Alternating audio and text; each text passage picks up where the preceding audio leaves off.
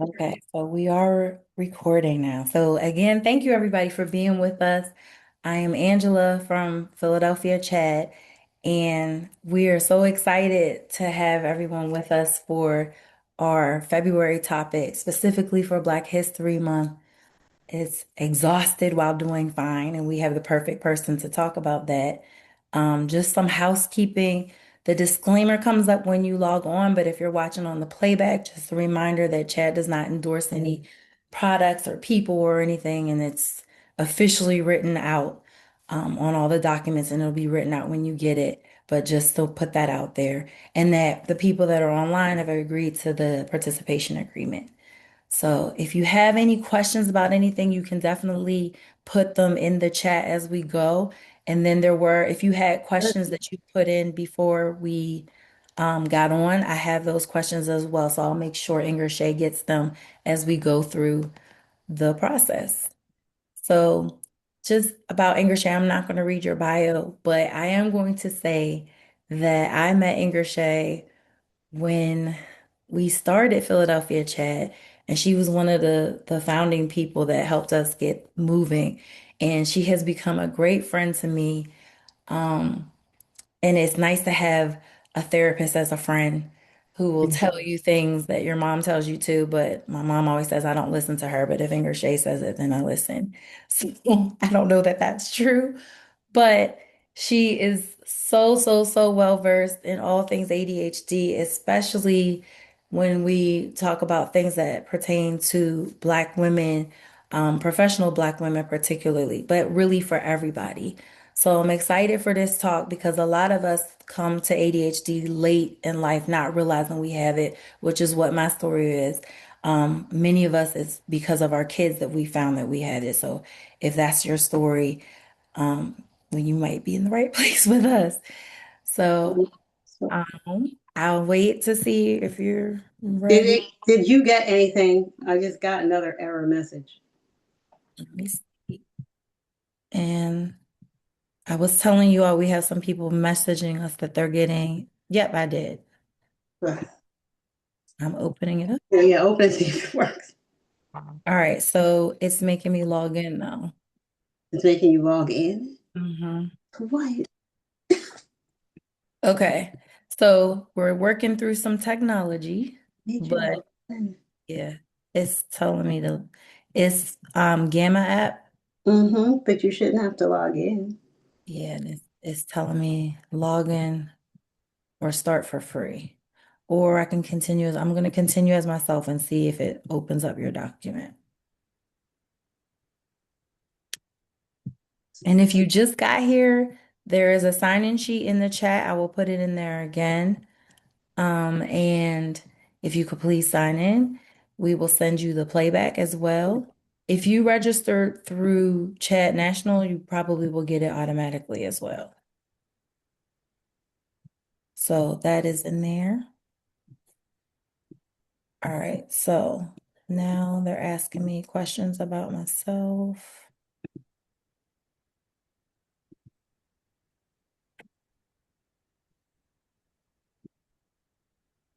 Okay, so they're just asking me a bunch of questions.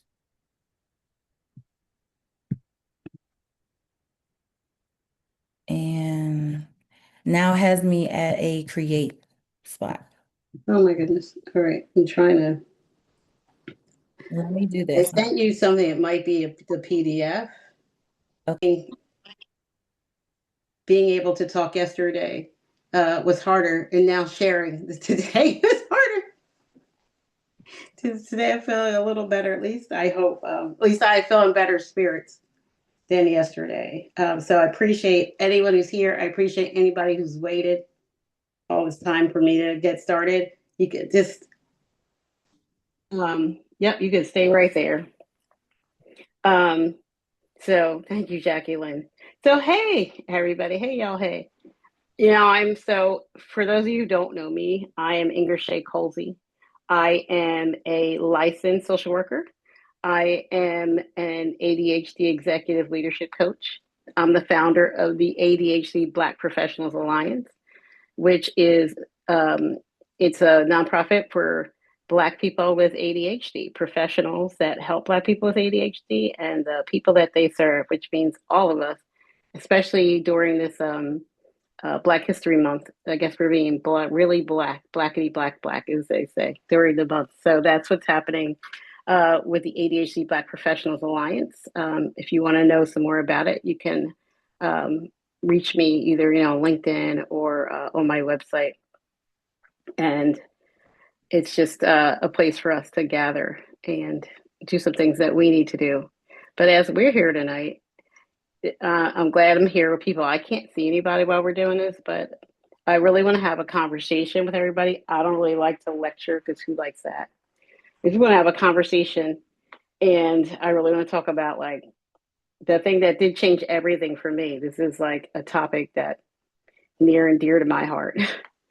So it's about late stage diagnosis and the exhaustion that comes with it, especially as Black women. So here it's like we all look fine. It's like she looks fine.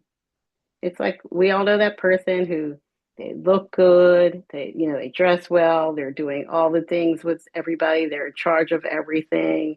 Um, they're making all the meals and their kids are going places and looking well, and she just looks like she has it all together. She's taking on all the projects at work. She delivers, she comes through. When anybody needs her, she comes and looks really fine from the outside. I remember when back in the day, I used to say to people, I'm coming. Somebody needs something, be like, I'm coming. I'm going to be late because, I was always late, but I'm coming. And I hung my hat on that. I hung my hat on that so much because I just thought that meant that I was being a great friend or a great human. You can go to the next one. Next slide, please. Because that was me, right? Because I did. I showed up for all the years doing the thing, delivering and looking good as good as I could on the outside. There were some ripples there, but you know, it looked pretty good. I had, a job, I had a kid, I had a house, I had a relationship, I had friends, I was on committees and boards. I was, like I said, helping people out. But underneath, it was killing me, right?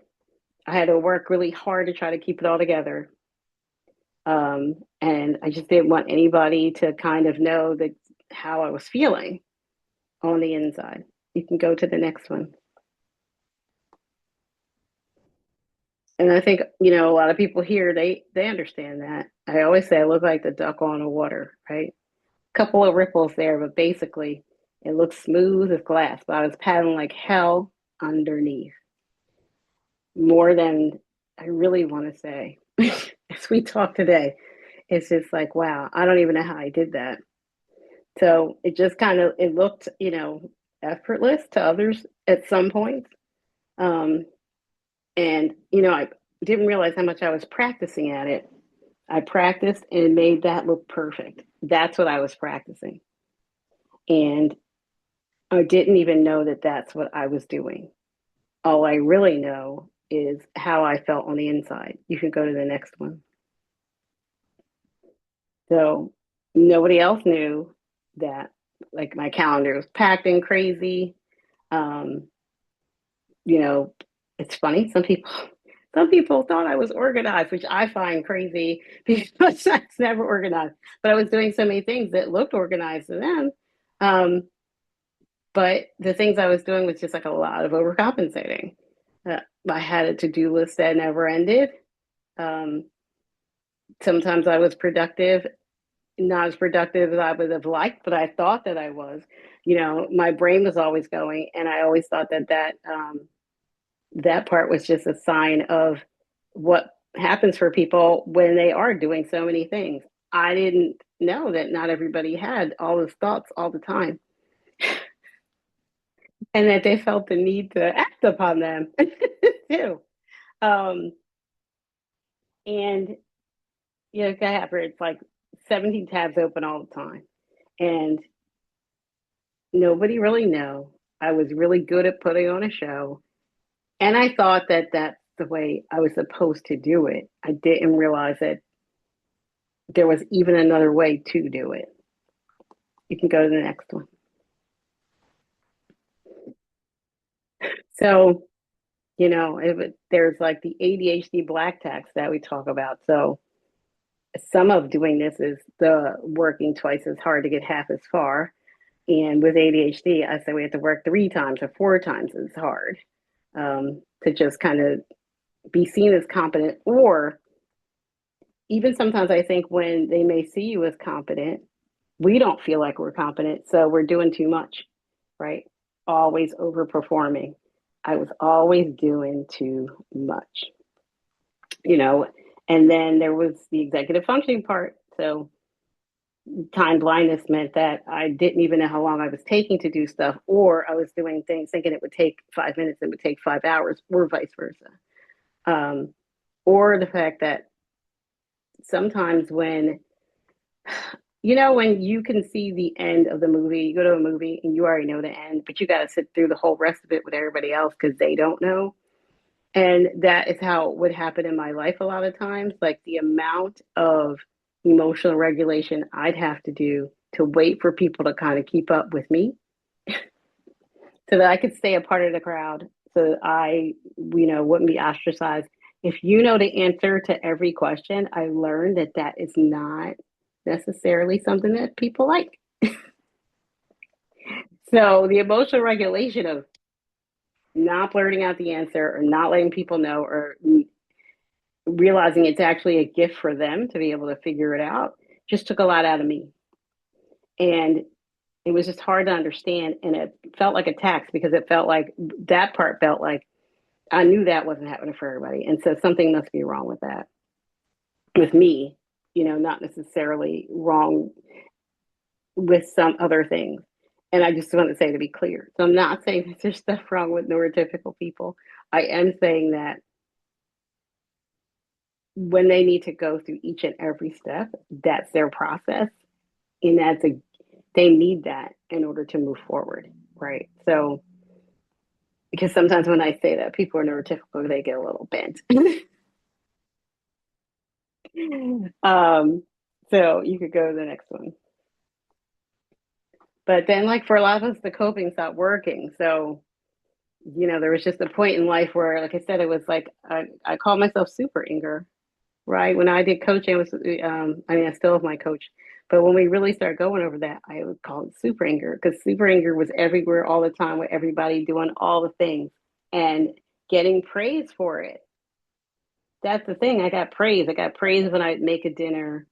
I was like, I'd make Easter dinner and I would make 5 meats and like 12 side dishes and maybe 12 other vegetables in my little kitchen, be up all night, spend all the money I possibly could, never get the food out on time and all hot, but everybody be so excited. I've only been working on that for at least a week, up all night, not really getting any food. And people would take food home, but they'd be like, that's so great. And I want to do it every year. It's like just doing too much. And then there was a year where it's like, I just couldn't do it anymore. Like I couldn't stay up all night. I couldn't just make all the lists. I couldn't be at all the places. I couldn't work and then like run to go get my kid and then maybe go run to go help my mom with something. It stopped working, right? Things started to fall through the cracks. I didn't really know what was going on.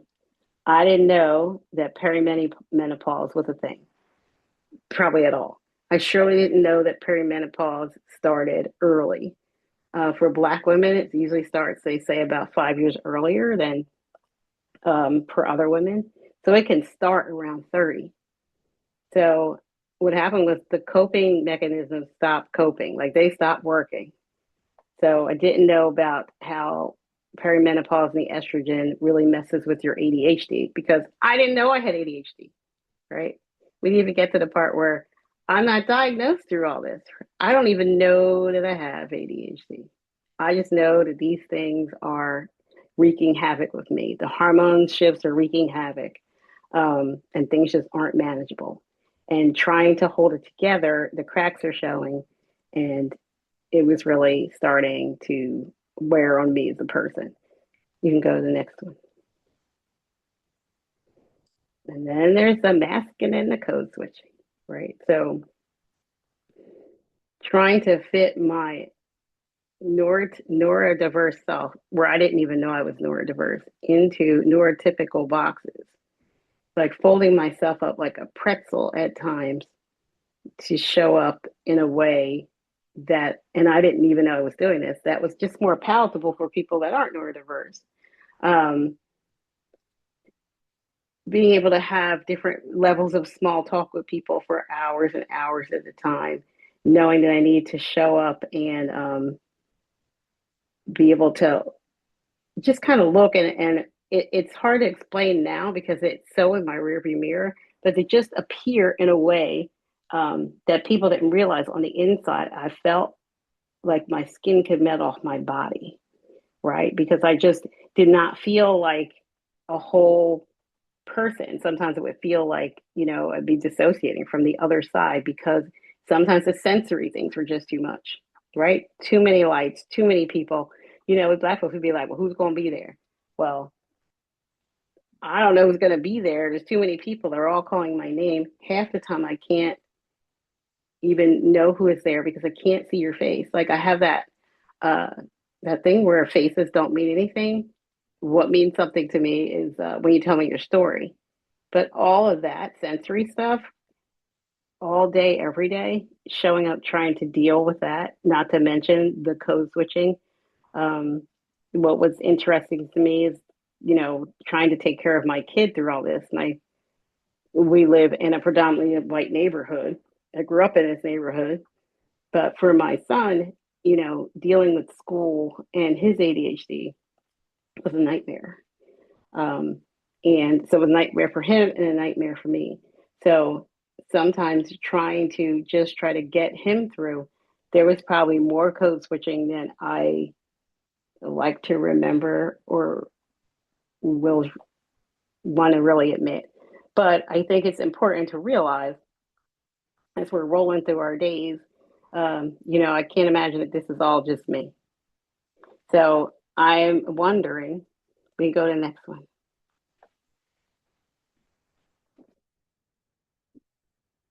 Because I'm just wondering. So, how many of you guys have heard these things, or you could also like chime in with the something that you've heard that I don't have down here, but you just need to manage your stress better. Or have you tried a planner? You know,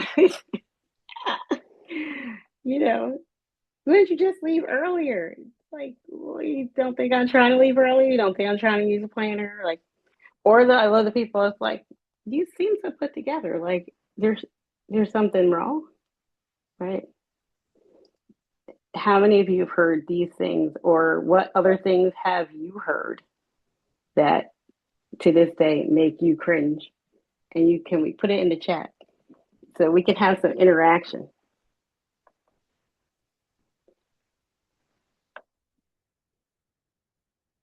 Hold on for a second. And yeah, because I do. I really do want. I don't know if it's me. If I can't see the chat, that could possibly be. But I can't imagine. Oh, here's somebody. Stop being so sensitive. Oh, that's a good one. Yes. I'm too frantic. Yes. Oh, yeah. Why can't you just dot, dot, dot? Ooh. Yeah. The thing is, now it makes me mad. Before it made me mad, but it was really confused because it was just like, what you don't think that I get it. But also now I know it's like, it wasn't really me. Um, yeah, Angela. Oh, yeah, you seem so organized. It's just so funny. Yeah, you can go to the next one. But here's the thing about ADHD. It's like the stuff that you didn't know. The thing is, as I'm saying, we were trying to answer the wrong question. I always say it's like solving for the wrong X. Algebra, it's like you're going to solve for the X. So it's like, oh, solving for the wrong X. I know when my son was in school and he was in honors algebra, um, but they were like, oh, he's not keeping up. We're going to put him in the lower algebra. which he was way too smart for either one. When they would say he doesn't come and get help, he'd say, Mom, would they just say the same thing over just a little slower when you go get help? So he didn't go. It wasn't until they were going to fail him and I had to go and yell and scream at them that after they were talking, it occurred to me that he was solving for the wrong X. It wasn't a math issue. It wasn't a comprehension issue. It was just more of a reading and timing issue.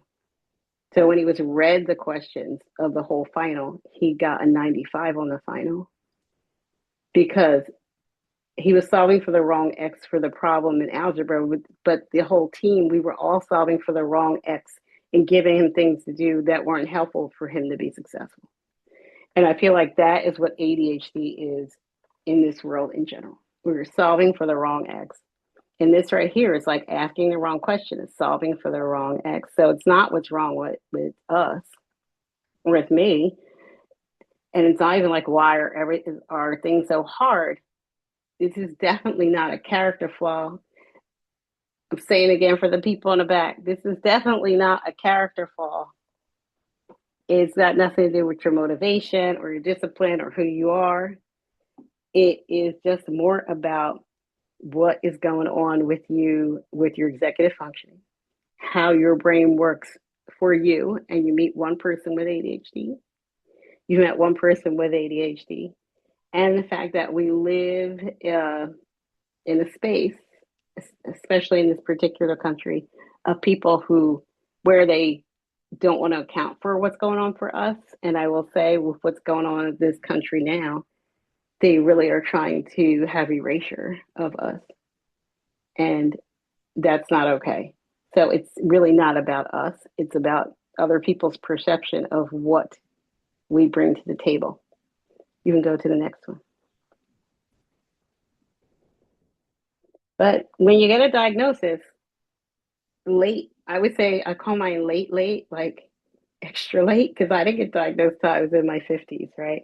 So I do love you all who go, I got diagnosed late. I got diagnosed at 25, whatever. I'm always like, hold my beer, right? Because I can double that.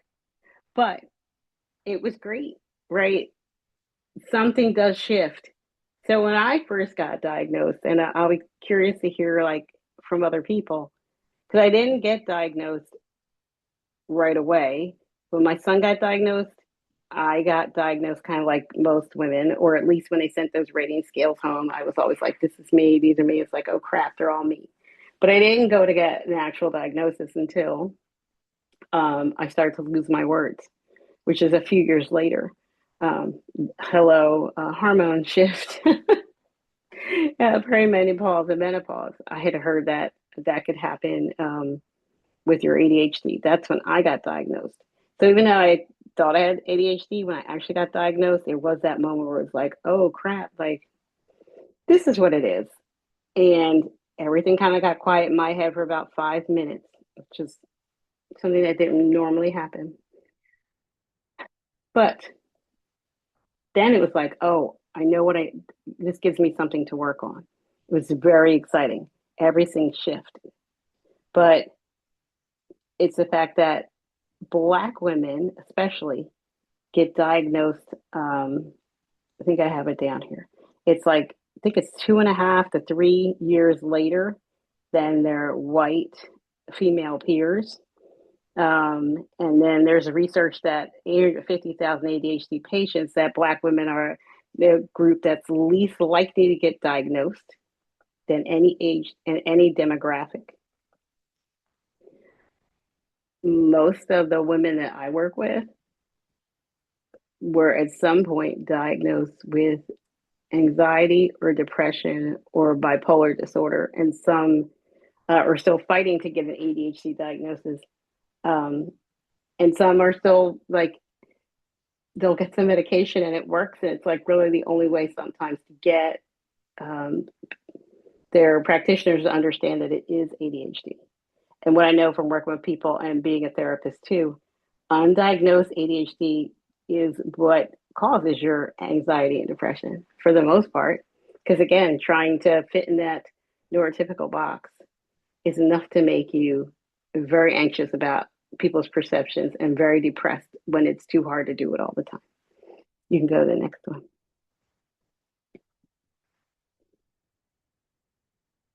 So, but that's why I was just saying like why it took so long, because we're not also what they have in a DSM for ADHD really has nothing to do with the symptoms that Black women usually are out there with.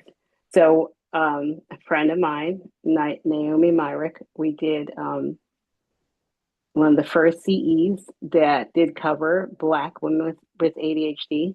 I was a part of her CE cohort. She is a nurse practitioner, and what we know is that usually for Black women, when you come in with your symptoms, a lot of times they'll say, like, oh, well, you're depressed, right? Or you're mean or you're angry, right? Because there is that Black woman schema of like walking through the door sometimes and people saying, what are you yelling at? When you haven't said anything, right? If you're not always smiling and keeping people happy, then you can be considered mean, or you're depressed, or it's a lot dealing with racism and ableism and sexism all day, and your ADHD. So that's why it says research shows that the average person has 6 to 7 years before they get the correct diagnosis, after being given 2 to 3 wrong diagnoses first.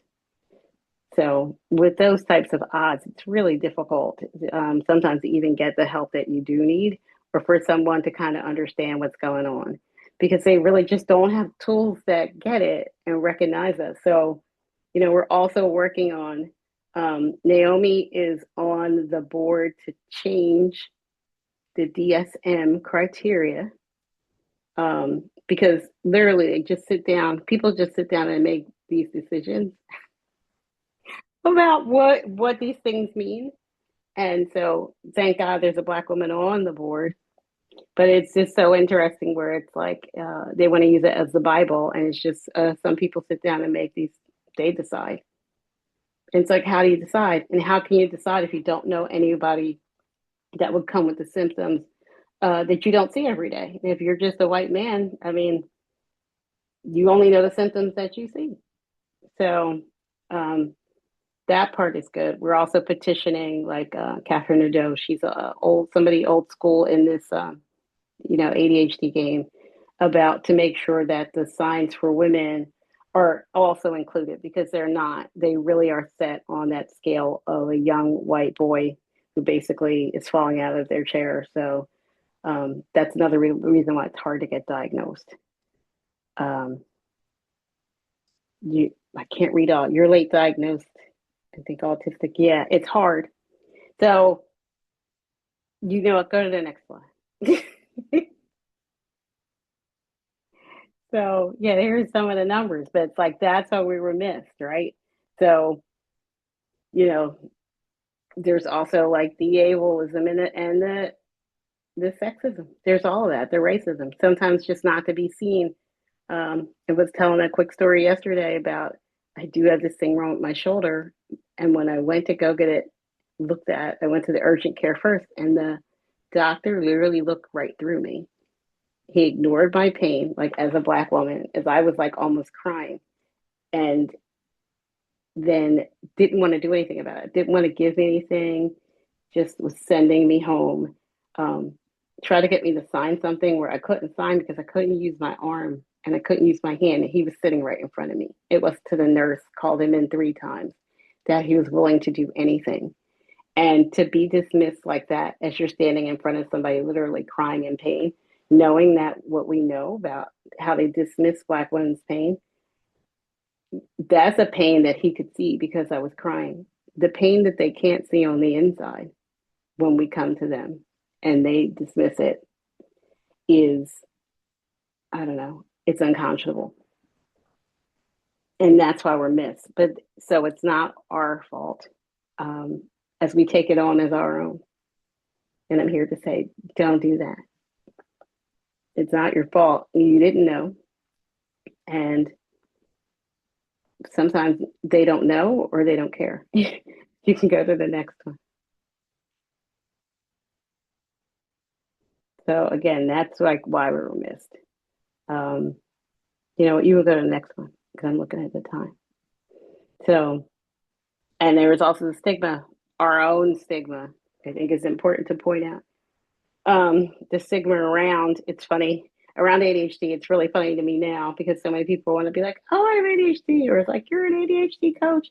Oh, people are wanting to say it, or like, I got a touch of autism, like all these different things. And it's like, I don't know, 2 or 3 years ago, nobody would ever want to say that and call that. But I will say that there's still stigma out there because sometimes go and say that to your boss at work. you know, Go and, sometimes people don't want to ask for accommodations or the way that you're treated in your own home or by your own family, um, or the way that your kids are treated. And so the stigma has kept us quiet, and the stigma has allowed us not to have enough research. So also we're teaming up with the ADHD Black Alliance with Voices for ADHD, which is another Black nonprofit to do research on Black people, especially Black women with ADHD, so we can have some research out there so that then they will have to do something about it. Because without the research, then they're just allowed to ignore it and dismiss it. So there's some things we're trying to do. But when we have these things, it'll give clinicians ways to be able to tell that we have ADHD and to be able to help us better. So it's just some of the things that are happening. And then, yes, we'll talk about like the systems too. You can go to the next one because the systems aren't really helpful to us. They're not the things that are um, make us able to move forward. So there's different costs. And so I want to know about the self blame, right? I can't read all that about your boss. I know, I'm sure it's irritating, really makes you mad. But there's a cost of like the self blame, of us shrinking ourselves and not taking care of ourselves. There is that still fitting into place, trying to fit into places that aren't for us, and not doing that thing that you know that you need to do, or that I don't know. And I would like to hear about this in the chat. Just have that thing that you kind of want to do, or there's something else you're supposed to do, or like inside that there's like a reason why you're on this earth, or there's just something that's supposed to be happening.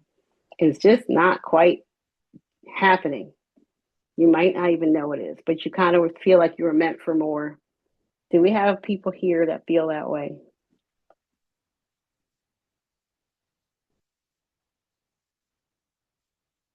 Ooh, yes, yes. And so that's like the real cost, right?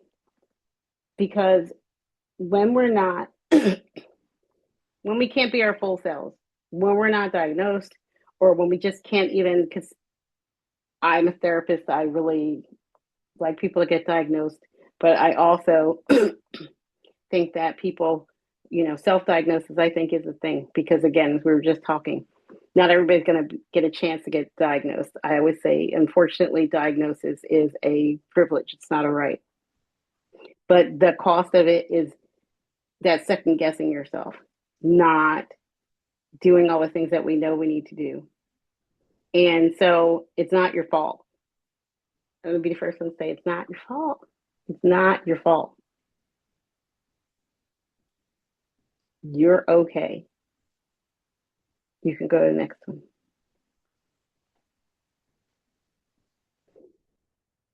And it's like, just sit with it. It's like, oh, what if it's not your fault? What if you're not failing? What if you're okay?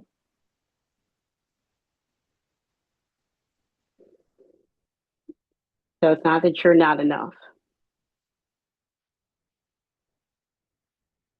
It's all of these different things that we talked about. And so I just want people to take a second and think about what can be different. So how can you make yourself more comfortable? What would it be like to have a day where you're not just white knuckling it through stuff? Like to actually envision for a second, what would that be like for you? Because that's where thriving comes in. And that's what thriving would be, right? To not have days where you're going to white knuckle it all day. And so to take a moment and to write down all the things that you are doing, all of them, and look at the things that you're doing, and then write down next to all things you're doing, is it something that drains you, or if it's something that lights you up? And when you can do that, like for a week, you can start to look at how to thrive. Because if you're doing, even if you do it and it's the amount of things you're doing and that are draining and the amount of things that are lighting you up, and they're the same, I will say the things that are draining are probably 2 to 1, right? They're going to be 2 to 1 taking away your energy. Taking a moment to do that and look at the things that light you up and to let go of the stigma that it's you because of your late stage diagnosis and realize that it isn't, and look at the things you're doing and leaning into the things that light you up. It's going to be a way for you to start thriving. Because I'm looking at the time, we're all at the hour. So I just want you all to know that you're not alone. That's why we're here. There's a community here at Philadelphia Chad for you. There's a community of Black women with ADHD, which if you reach out to me, on, like I said, on my LinkedIn or on my website, I have a freebie that I'm going to drop in the chat, and maybe we can send to anybody who was here. I just want people to have steps to be able to move forward and not just feel like they're alone, and really find out ways to thrive. But that is one of the things that I really have, like a lot of my clients do in the beginning, is really write down all the stuff that you're doing. Because a lot of times we're just over functioning to overfunction because we still think that's what we're supposed to do. And when you can start to look at that, it's a way to accept your ADHD and use it, leverage it to have the best life that you can. So I see we're at the hour. I appreciate everybody waiting. Don't want to go over too long, but I am willing to stay and answer any questions that anybody has. And Fonda, thank you. Thank you for sharing the slides. I really appreciate it. You're welcome.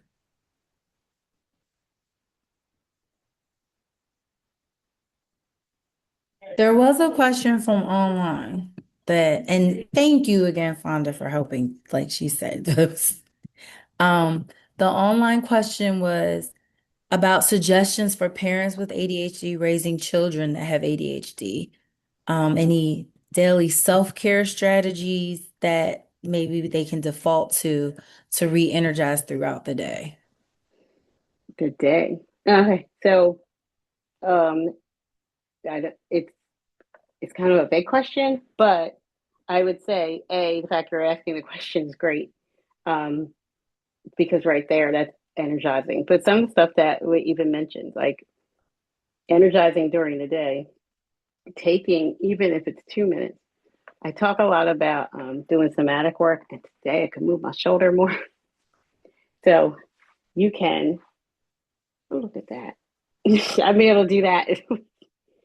Give yourself butterfly taps. That's something you can do that's quick and be able to see it. Sometimes when you press your hands together, that's what you can do. You can do, and nobody has to know you're doing it. Even your fingertips together. Sometimes taking your fingertips and just trying to feel, going somewhere for 2 minutes and feeling your fingerprints on them can be the thing that's kind of like meditation. Those are some things to do during the day. But I would also say, as you have kids with ADHD, love on them and accept them for what they're bringing. They're not bringing the same stuff that other people's kids are bringing, so that can be hard.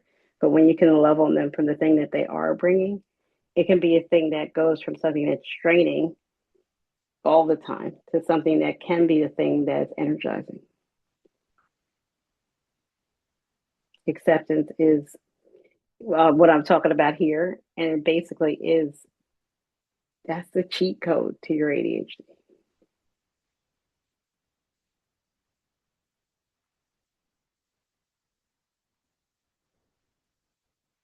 So I don't know if anybody else have any questions. Like I said, I know we're over our time.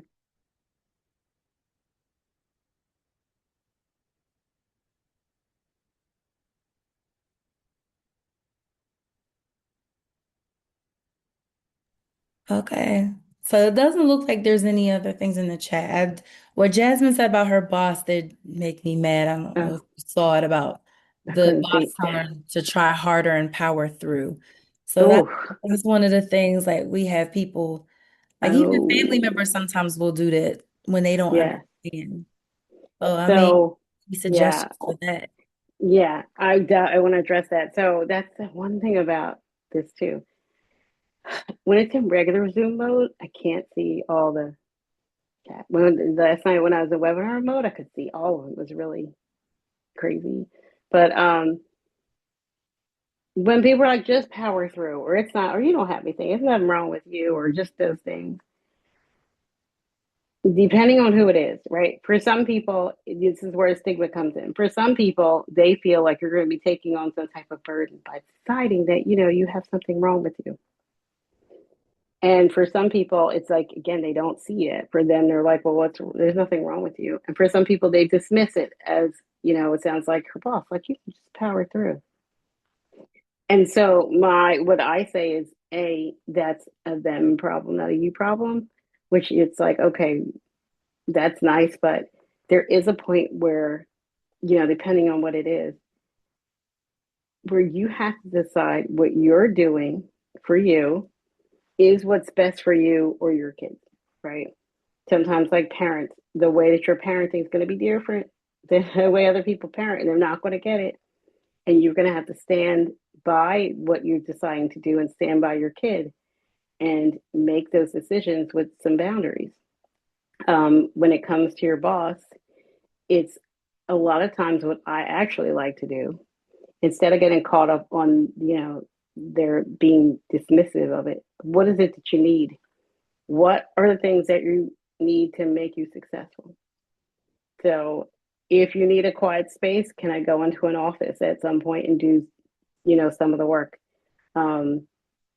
If you need, like sometimes that light is buzzing, can you just move your desk? I don't always preface it with like, well, I have ADHD. It's more of what do I need to do to be successful? Because a lot of times, if you could tie what you need to be successful, to the productivity, which is going to make them look good, they can just make it happen. Or you can make it happen for yourself, because sometimes you can just say, hey, and ask another coworker. I have a lot of clients who team up with their coworker who is neurotypical that kind of gets it, and they'll do the parts, maybe some implementation parts where maybe my clients will be doing things that are higher level thinking, but together they're able to put things out into the world and be able to make their lives at their corporate jobs amazing because they're now leaning into their strengths. And Angela, you and I have talked about family before. And family to me sometimes like they can be the worst. So depending on who your family members are, I really say sometimes you got to put up a boundary. Sometimes you have to ignore them. And sometimes it's like, well, I don't see you, or I only see you every now and then. It's that same family member that is overweight and still walk up to you and be like, "You gained some weight, girl." I can't be concerned about them. They're doing that. They're going to do that same thing about the ADHD. I cannot worry about that. Somebody who might be closer, who I would like to get it, I might have more conversations. But at the end of the day, you know, I have to then do the things for me that are going to make me successful or allow me to manage my ADHD or thrive from my ADHD in a way that works. And that might mean that I don't see you that often, if at all, but that I only see you every now and again. Because what I've also found is sometimes if they want to see you, they'll stop doing that. Once you go away, they'll be like, oh, maybe I should stop saying that. I hope that that is helpful. But also, like coming here, different places like this, like coming to places where people get you. I always want to make sure that people get, like, community to me is the most healing part um, from having your ADHD. So, again, I hope that's helpful. That is helpful. Thank you so much. This was really, really good. Um, and as far as community comes, our next meeting is March the 19th. So if you signed in, I definitely can put you on our mailing list to make sure you get the email. And again, IngerShaye is going to be one of the people that's speaking at Chad's virtual conference next week. So I did say I would put a link in the chat for people that are interested in that. So let me do that.